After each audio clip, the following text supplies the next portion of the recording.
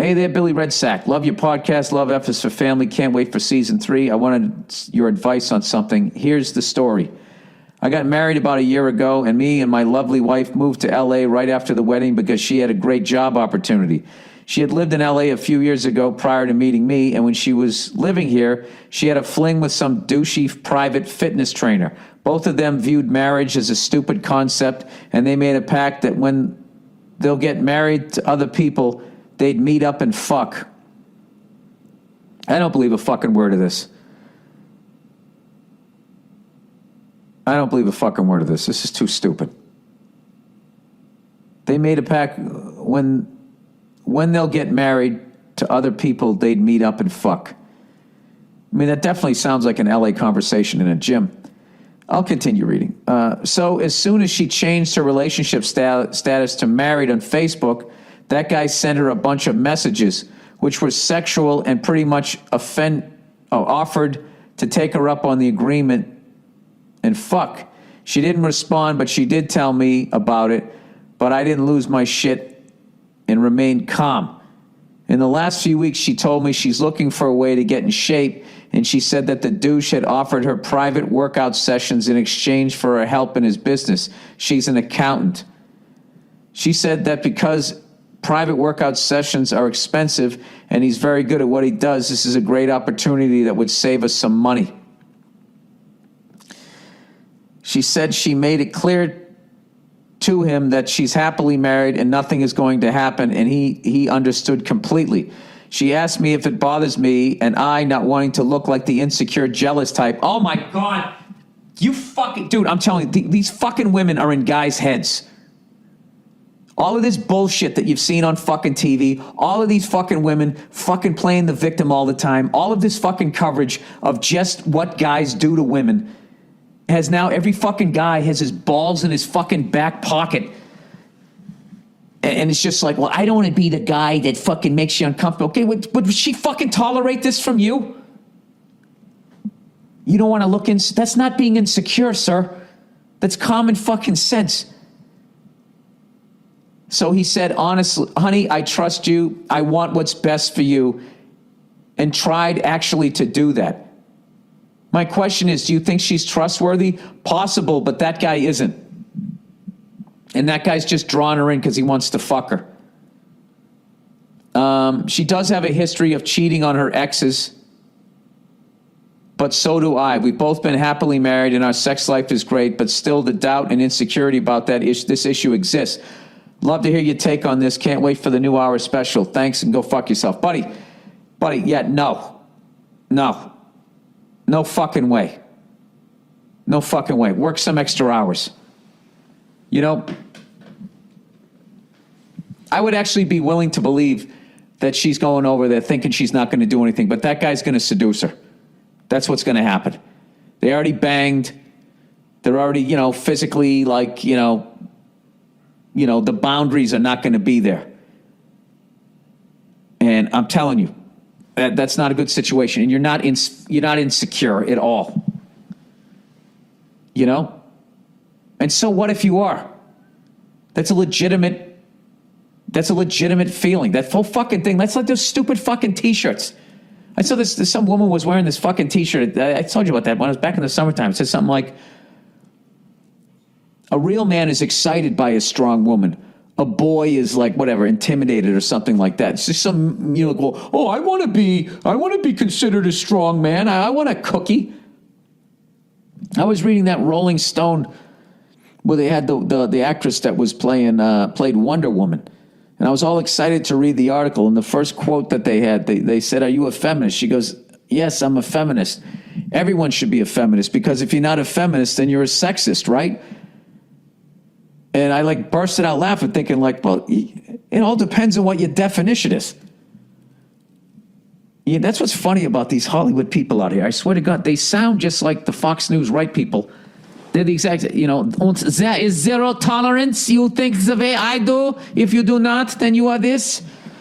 There's no clear-cut definition of feminism any more than there is of what makes like, that's real rock music. And then somebody's always like, that's not rock. This is rock. That's bullshit. It's the same thing with like feminist. Like if everyone was a feminist the way my wife is, which, in all fairness, this actress that played Wonder Woman could be, I don't fucking know, but just to say, like, that is just such a, granted, it's a fucking interview.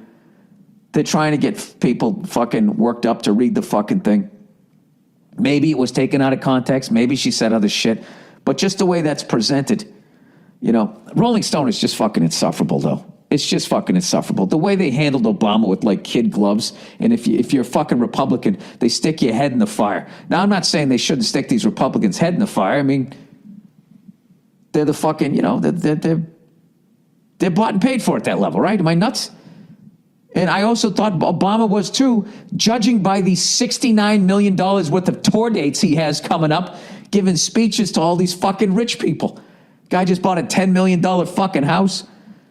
It's fucking unreal. And they don't say shit. All they do is show him playing highline and fucking going kayaking and parasailing. Like, isn't he cool? I can't believe how cool he is. Anyways, by the way, Rolling Stone, is Trump the worst president ever? I haven't noticed. It's not like you haven't fucking written it. It's just like, I don't even read the fucking article. It's like, I understood your point of view the first 90 articles. There's so much other shit you could be writing about. You know what I mean? Good fucking Lord. Like, why can't you make fun of, like, extreme liberals every once in a while? Throw me a fucking curveball. Something. Jesus Christ, I fucking need to go buy some fucking tampons here. Sorry, you know what happened? You know what the funny stopped was the fingerprinting of these fucking poor kids. These poor kids are going to college. They're getting all in fucking debt. All right? And these colleges are acting like they've adapted to how quickly the real world is changing. And I don't think they are. And that's why these kids are coming out. It's like they're coming out with degrees and like fucking, I don't know what, fucking churning butter, essentially. And then they can't find a fucking job. I don't know. I remember like always reading up about all these fucking amazing musicians. They would go to Berkeley and they would never like the guys that went out and did shit. They never finished. Like they were like this whole being here. I got what I needed. Now I got to get the fuck out of here. And I'm not saying drop out of college, but I really feel like if that voice is screaming in your head and you fucking have some good ideas, why take on the last year of debt? Why? Because your parents want you to. I don't know. What, because Bill Gates dropped out if you drop out? I'm just saying. What the fuck I ended up doing? I didn't need to go to college. I had all that student loan, all that debt. And I left, and I immediately went down to a comedy club and started doing shit jokes.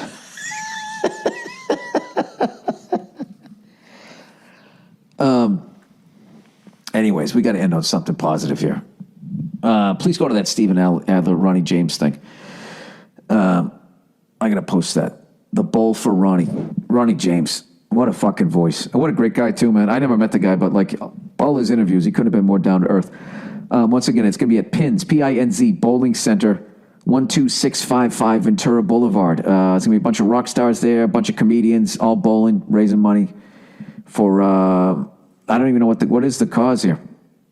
I know Ronnie died of cancer, so I imagine it's that, right? Oh, Ronnie James Dio, Stand Up and Shout Cancer Fund. There you go. Stand up and shout, right? So there's something positive for you. And I believe it's October 6th.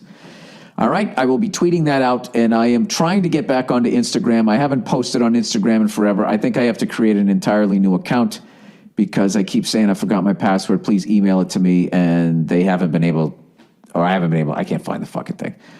So that's it. That's the podcast for this week. Congratulations to everybody who won week one. Congratulations to all football fans.